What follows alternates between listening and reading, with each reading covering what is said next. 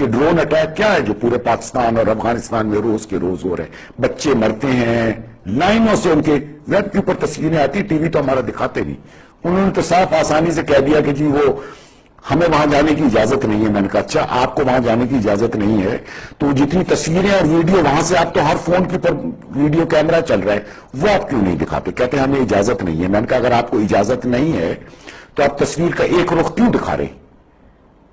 آپ جو لاہور میں دھماکہ ہوتا ہے وہ کیوں دکھاتے ہیں اگر آپ فاٹا میں دھماکے نہیں دکھا سکتے جو آپ کی اپنی فوج کر رہی ہے، اور جو بچے اور عورتیں اس میں مر رہی ہیں اگر آپ وہ نہیں دکھا سکتے تو یہ کیوں دکھاتے؟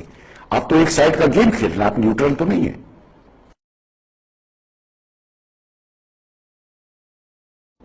میں نے تو مشرف صاحب کو کہا تھا کہ فاٹا میں آپریشنز نہ کریں، تو انہوں نے کہا اگر یہ نہیں کریں گے تو یہاں سے جو طالبان اٹھ کر امریکہ کو مارنے کے لیے افغانستان میں جاتے ہیں ان کو کون روکے گا؟ پھر اس کا مطلب ہے امریکہ آ کے فاٹا میں آپریشن کرے گا. میں نے کہا بالکل امریکہ آ کے کرے گا، اور وہ کرے. کم سے کم ہم اپنے ہاتھ سے اپنے بچوں کو تو نہیں ماریں گے نا. اگر امریکہ کرے گا تو میں نے ان سے کہا کہ تو آپ یہ ڈرون اٹیک شروع ہوئے تو میں کہتے ہیں ہم تو پروٹیسٹ ہی کر سکتے ہیں نا، ہم اور کیا کر سکتے ہیں. تو میں نے کہا پھر آپ اس وقت بھی پروٹیسٹ ہی کر دیتے، کم سے کم اپنے ہاتھ سے اپنے بچوں کا قتل تو نہ کرتے نا. کہتے دنیا کے آگے شور کرتے کہ امریکہ کے فاٹا میں گولے گرا رہے ہیں، تو اس سے افغانستان تو سنبھلتا نہیں، فاٹا بھی اس کے گلے پڑ جاتا. اب تو آپ نے اپنے بچوں کو اپنے ہاتھوں سے قتل کر کے ان کو اپنا دشمن بنا لیا. پھر جب وہ کراچی میں گولے پھٹاتے ہیں تو آپ کہتے ہیں کہ یہ تو بڑے خراب لوگ ہیں، یہ تو پاکستان کے خلاف ہیں. بھائی پاکستان پہ جا کے ان کے بچوں کو مار رہا ہے، وہ کیا جواب دیں؟ جس کا بچہ مر گیا، جس کا باپ مر گیا، جس کی بہن وہاں پر مر گئی آپ کے حملے سے، جس پر پاکستان کے F-16 اور پاکستان کی فوج نے گولے چلائے، وہ کیا پاکستان کی فوج کو سر پر بٹھائے گا؟ آپ امریکہ کے فرنٹ لائن سپورٹر ہو افغانستان کے مسلمانوں کے قتل و غارت میں، جس کی دنیا کا کوئی قانون اجازت نہیں دیتا، اللہ کا کوئی قانون اجازت نہیں دیتا.